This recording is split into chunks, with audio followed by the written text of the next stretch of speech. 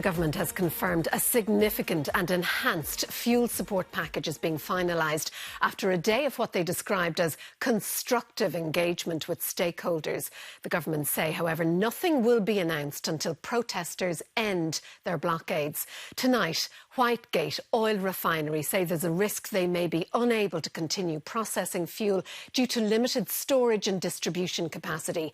Irving Oil added all contingency options were being assessed, including redirecting product to international markets or, if necessary, carrying out a reduction or controlled shutdown of their operations.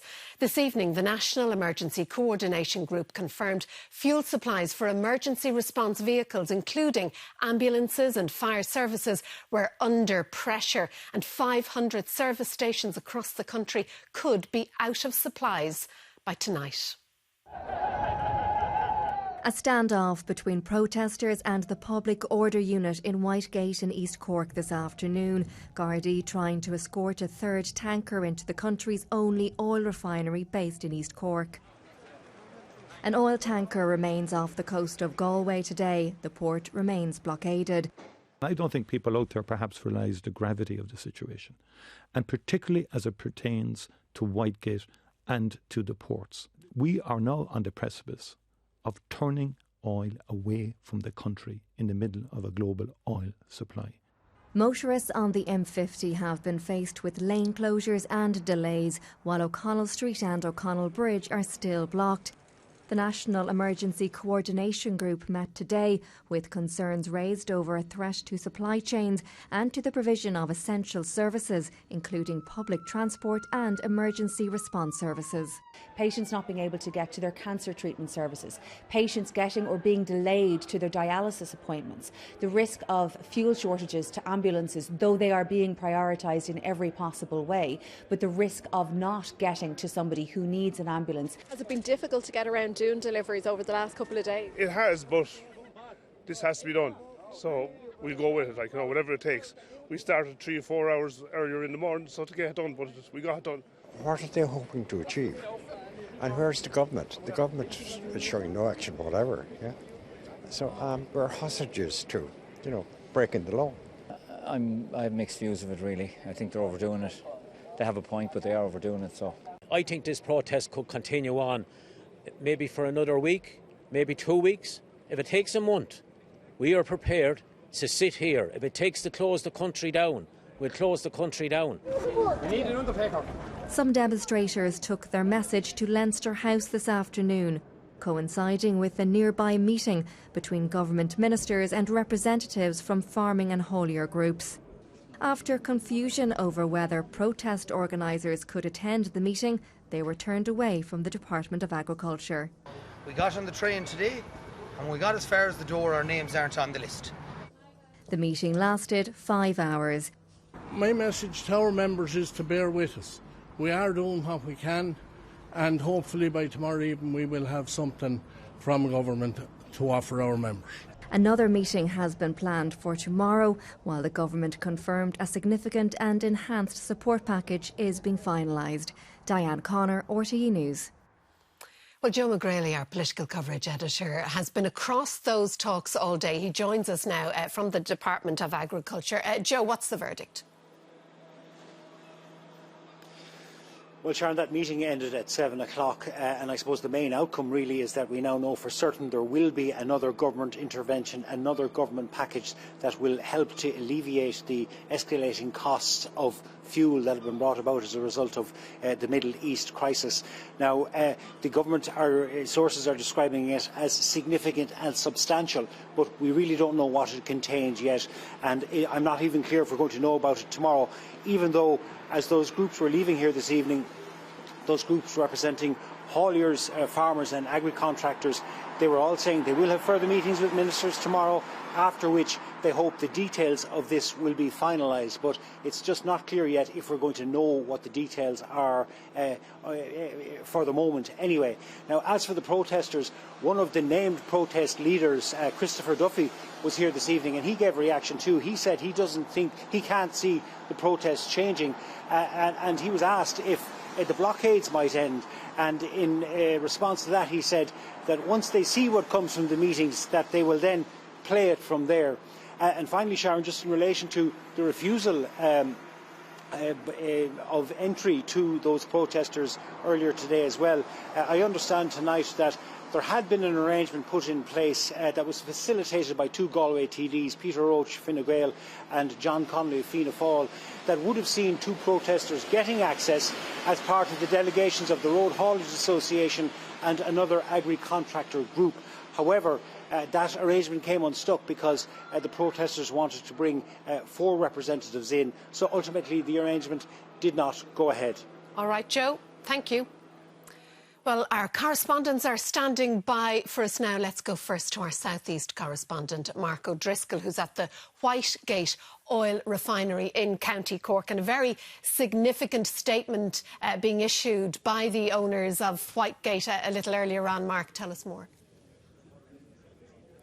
Yes, Sharon, well, Irving Oil saying that they're being met with unprecedented challenges because of this situation. Now, in the past while here, Gardaí have withdrawn the public order unit from the front line. Protesters continue to gather here on the road where they prevented a third fuel tanker from entering the facility this afternoon and refuelling. But they've also moved back to that immediate approach road that they have blocked since Tuesday. Fires have been lit as protesters try to keep themselves warm. The chip fan has reopened, so almost certain now that this protest will enter into a 4th night. But while that sense of maybe calm or de-escalation in tensions has descended on the village of Whitegate here, that statement from Irving Oil still very much creating a sense of urgency as they urge all parties to come up with a resolution to this dispute. Theresa Mannion, who joins us now from the docks in Galway, I gather very little by way of a softening of position among the protesters there behind you. Absolutely, Sharon, very, very little softening. The numbers have swelled again tonight. There's well over 300 people here. And as we heard Joe talking there about that meeting earlier, the men here are very much in support of the 3 Galway protesters who went to Dublin today in the hope of meeting the Taoiseach and the Taoiseach at that Irish Road Haulage Association meeting, which didn't happen. They had gone up on the train with Fine Gael TD for Galway East, Pete Roche, and he was with them in recent days with other TDs here on the ground negotiating and engaging with the men and getting them ready for that meeting in Dublin, which didn't happen. So they were told their names aren't on the list, there were too many numbers in the room and so forth. Huge anger and frustration. Back on the train, back here tonight, more resolute and determined to remain in place if necessary and to continue to block the fuel depot here in the harbour. Now, the government says if the blockades aren't lifted, there are no measures, no packages forthcoming. So the situation is fraught and volatile tonight, but there's still a bit of room for movement there, with the Taoiseach indicating that there will most likely be more intensive negotiations over the weekend, probably in smaller groups. So a real sense of urgency to get this crisis sorted.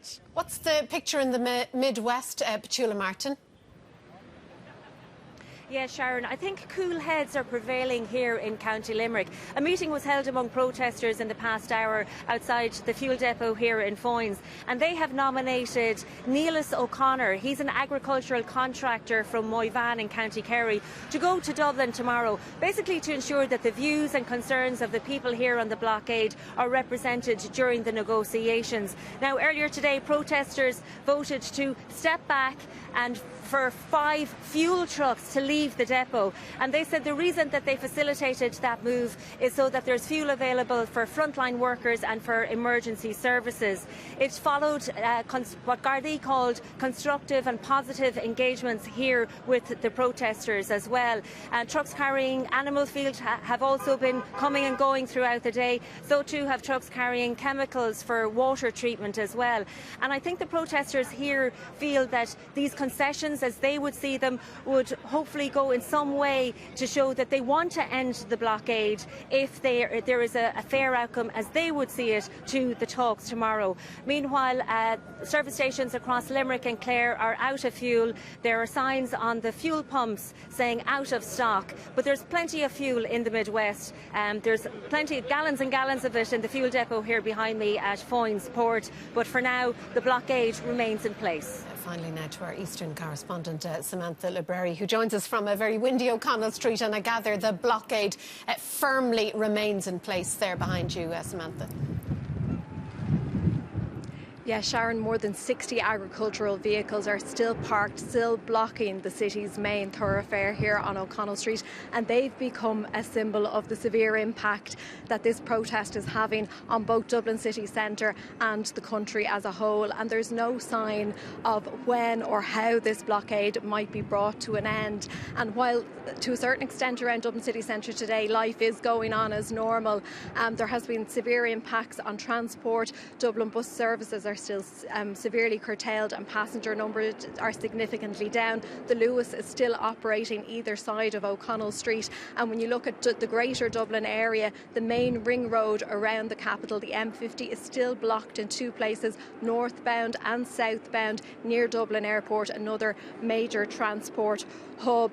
The only saving grace today appears to be the fact that there's been lower volumes on the road, and that's made it somewhat less impactful. But businesses too say they're feeling the impact. We've heard from the Restaurants Association of Ireland saying they're seeing it in terms of footfall and deliveries. Retailers in the city centre too also saying that they're seeing an impact. But the big question here now is this blockade going to continue throughout the weekend, and how Gardaí might deal with it, because we are now just 3 months out from Ireland taking over the EU presidency. Dublin, the capital city, is going to play host to a number of high-level meetings. It's also going to host many EU leaders over that period. And so Dublin's ability and Ireland's ability to deal with the protest in the heart of the capital is now under an even bigger spotlight. Samantha, Petula, Teresa, Mark, thank you all. The public is urged to only buy the fuel that they need amid supply issues facing emergency services. Emergency vehicles rely on retail fuel forecourts through the use of fuel cards. The wider economy is also affected, with business groups reporting a significant fall-off in trade. Hundreds of service stations, mostly in the south and west of the country, have run out of diesel and petrol. At the Foynes fuel terminal in Limerick, protesters are preventing tankers from accessing the site, which has had a knock-on effect an hour away in Blackwater in Clare. Unfortunately, we ran out of diesel at 12 o'clock yesterday and we ran out of petrol at 5 o'clock yesterday. I suppose people are asking us when our next supply is coming in, and unfortunately I don't know. A similar scenario is playing out in Galway. Mayhem started yesterday around 10 o'clock. We had queues constantly till 9:30, 9:30 last night. We ended up closing shop at 9:30. We just just crazy all day. So at the moment we don't know when we're going to get fuel. Fuel is available, but amid the chaos it can't get where it's needed. Sitting in Galway Bay is the Thun Gemini, a tanker with 6 million litres of fuel that can't be unloaded because of full storage tanks in the port. The disruption is spreading. Dublin Port is accessible, but slow-moving convoys around the capital are creating issues restocking forecourts on the east coast. Nationwide, there are forecourts out of stock.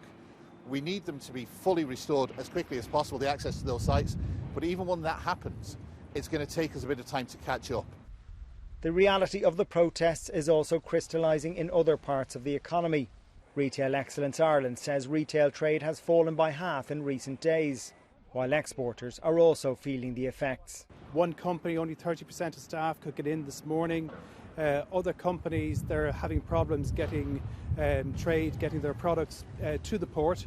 This fuel situation has shifted dramatically. Only last week, the main focus was diesel and petrol prices surging. That problem isn't going away. But the main concern now for both motorists and businesses is quickly becoming one of supply.